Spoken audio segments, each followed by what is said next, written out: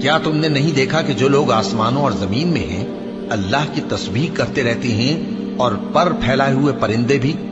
اور سب اپنی نماز اور تسبیح کے طریقے سے واقف ہیں،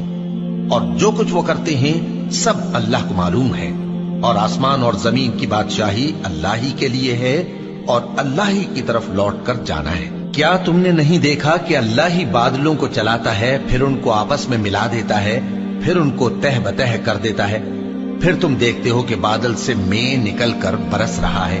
اور آسمان میں جو اولوں کے پہاڑ ہیں ان سے اولے نازل کرتا ہے، تو جس پر چاہتا ہے اس کو برسا دیتا ہے، اور جس سے چاہتا ہے ہٹا رکھتا ہے، اور بادل میں جو بجلی ہوتی ہے اس کی چمک آنکھوں کو خیرہ کر کے بینائی کو اچ کے لیے جاتی ہے۔ اللہ ہی رات اور دن کو بدلتا رہتا ہے، اہل بصارت کے لیے اس میں بڑی عبرت ہے۔ اور اللہ ہی نے ہر چلنے پھرنے والے جاندار کو پانی سے پیدا کیا